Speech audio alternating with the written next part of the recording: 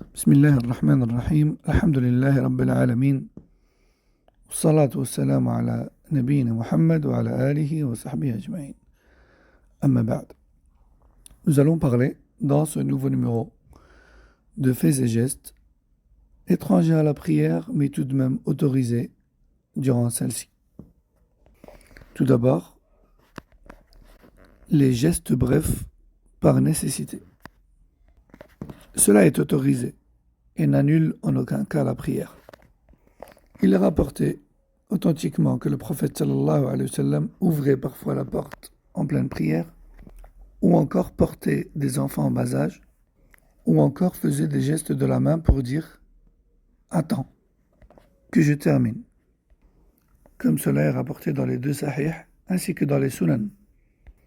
De plus, un consensus est rapporté sur l'autorisation des gestes brefs, étrangers à la prière mais nécessaires, consensus rapporté par Ibn Rushd, Ibn Abd al-Barr, Al-Imrani et Zayla'i. Parmi ces gestes, nous avons également la réponse au salam par la main. Cela est légiféré et permis, et c'est d'ailleurs l'avis de la majorité des imams, tels que le Maliki, le Shafi'i et le Hanabila. Et un consensus a même été rapporté à ce sujet par Ibn Abd al-Barr dans At-Tamhid. Cette pratique a été rapportée par Jabir ibn Abdullah comme dans Sahih Muslim 540. Parmi ces gestes brefs autorisés dans la prière, il y a le crachat. En effet, il est permis de cracher si nécessité il y a en pleine prière. Et un consensus a été rapporté à ce sujet par Ibn Battal dans son explication de Sahih Bukhari. Parmi les choses autorisées pendant la prière, il y a également le fait de porter des sandales ou des chaussures, à condition bien sûr qu'elles soient dénuées de toute impureté. Et bien sûr, cela ne concerne pas les sols où il ne convient pas de marcher en chaussures, comme sur les tapis des mosquées à notre époque, par exemple.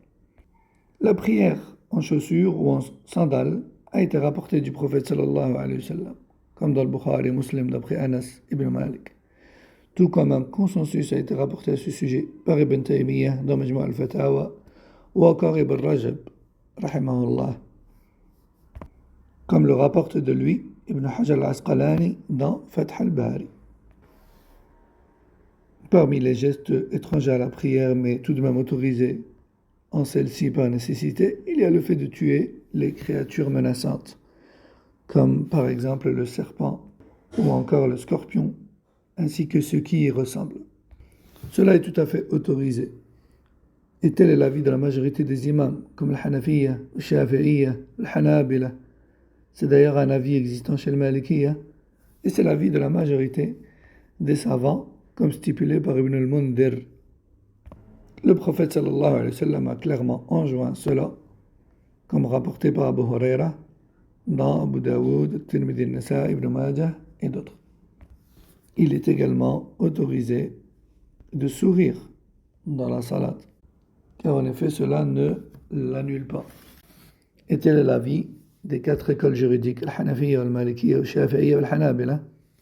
Et tel est l'avis de la majorité des savants, comme stipulé par An-Nawawi dans Al-Majmu'a.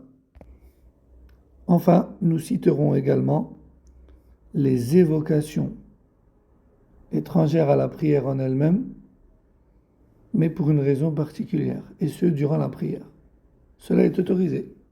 Il n'annule pas la prière non plus, car le prieur n'interpelle aucune autre créature.